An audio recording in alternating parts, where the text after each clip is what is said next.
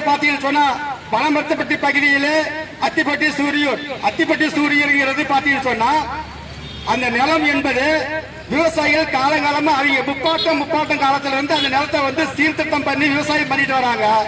அந்த விவசாய நிலத்தை அதாவது சேலம் மாநகராட்சி எங்க நிலம் சொல்லி ஒரு ஜட்ஜ்மெண்ட் வச்சுக்கிட்டு அவன் வாங்கிட்டு நீர்பிடிப்பு நிலத்தை வச்சு ஜட்ஜ்மெண்ட் வச்சுக்கிட்டு மீதி இருக்கிற அனைத்து விவசாயிகளையும் காலி பண்ணிட்டு இன்னைக்கு பாத்தீங்கன்னு சொன்னா காலி பண்றதுக்கு முன்னாடி பாத்தீங்கன்னா அந்தந்த விவசாயிகள் அங்க விவசாயம் பண்ணும்போது அதாவது பொன்னிலையும் மேக வச்சிருந்தாங்க. எல்லா விவசாயிகளும் பாத்தீங்கன்னு சொன்னா காய்கறி போட்டுக்கிட்டு இன்னைக்கு பனமரத்துப்பட்டி சந்தையில கூட பனமரத்துப்பட்டி ஏரிக்காடு காய் வரும்னு சொல்லி காத்திருந்த ஒரு காலம். அதே போல பாத்தீங்கன்னா சேலம் மாவட்டத்தில் உள்ள எந்த சந்தையாக இருந்தாலும் அந்த சந்தையிலே பனமரத்துப்பட்டி பகுதி அத்திப்பட்டி சூரியருடைய விவசாயம் விளைந்த காய்கள் வரும் என்று எதிர்பார்த்து கொண்டிருந்த பகுதி.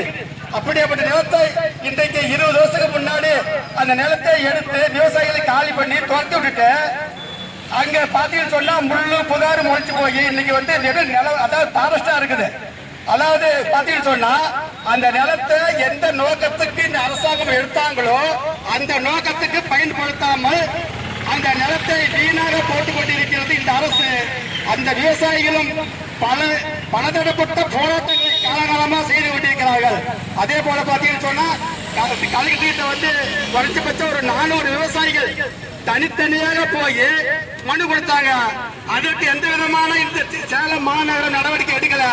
அதே மாதிரி பாத்தீங்கன்னு சொன்னா விவசாயிகள் சார்பாக பனமரத்துப்பட்டி பிரிவில் ஒரு பொதுக்கூட்டம் போட்டு கோரிக்கை பொதுக்கூட்டம் நடத்தணும். அதற்கும் இந்த அரசாங்கம் சேலம் மாநகரம் எந்த விதமான பதில் சொல்லல. அதே மாதிரி பாத்தீங்கன்னா பலதரப்பட்ட ஆர்ப்பாட்டங்கள் பண்ணியும் இறுதியாக அத்திப்பட்டி சூரியநாத்தை கேட்டு பனமரத்துப்பட்டி கத்தப்பள்ளி அமர்த்தாடிகளே உண்ணாவிரதம் தோழர்கள் குறைந்தபட்சம் ஒரு 400 தோழர்கள் விவசாயிகள் வந்து ஆண் பெண்கள் எல்லாம் சேர்த்து உண்ணாவிரதம் உட்கார்றாங்க. அந்த உண்ணாவிரதம் உட்கார்ந்து கூட இந்த அரசாங்கத்திலிருந்து எந்த விதமான பதில் வரலங்கிறது வேதனை அளிக்கிறது.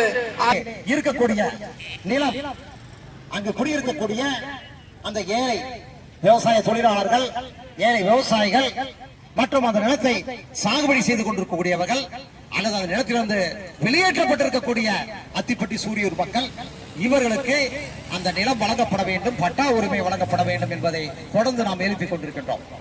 இங்கெல்லாம் கூட நம்முடைய தோழமை அமைப்புகள் எல்லாம் கூட அந்த கோரிக்கையை வலியுறுத்தி பேசினார்கள். ஆக ஏன் அதை செய்ய முடியாதா? கண்டிப்பாக செய்ய முடியும். இதையோ செய்யக்கூடிய ஒன்றிய அரசாங்கம் மாநில அரசாங்கம் இதையும் செய்ய முடியும்.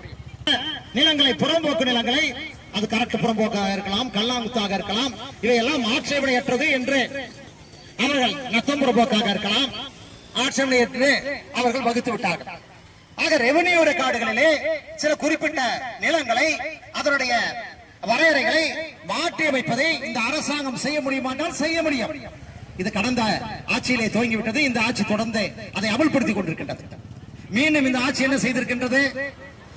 ஆட்சேபனைக்குரிய நிலங்களிலும் கூட விதிமுறைகளை தளர்த்துவோம் என்று இந்த திமுக அரசாங்கம் சமீபத்திலே ஒரு அரசாணையை வெளியிட்டிருக்கின்றது.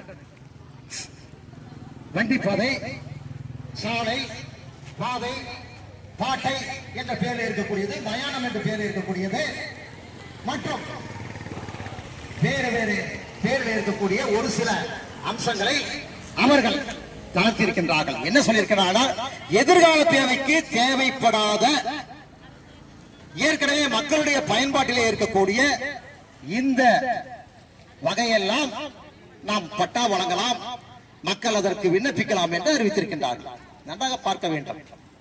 ஆக என்றைக்கோ ஒரு நாள் 50 ஆண்டுகளுக்கு முன்னால் ஒரு மாநில அரசாங்கம் அதிகாரிகள் சொன்னதற்காக அவர்கள் இதெல்லாம் ஆட்சேபனைக்குரியது என்பதாக வகுத்து இருக்கும் பொழுது பிறகு மீண்டும் மீண்டும் மக்களுடைய கோரிக்கைகள் வந்த பின்னால் மீண்டும் அதை மறுபரிசீலனை செய்து அரசாங்கங்கள் எது ஆட்சேபனைக்கு உரிய நிலம், எது ஆட்சேபனைக்கு உட்படாத நிலம் என்பதை எல்லாம் திருத்தும் பொழுது ஏன் அதை செய்யக்கூடாது என்று நாம் கேட்கின்றோம்.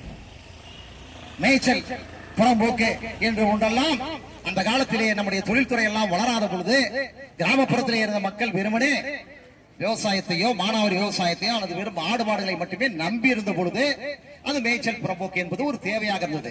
இன்றைக்கெல்லாம் விவசாயம் செய்யக்கூடிய 2 மாடுகள்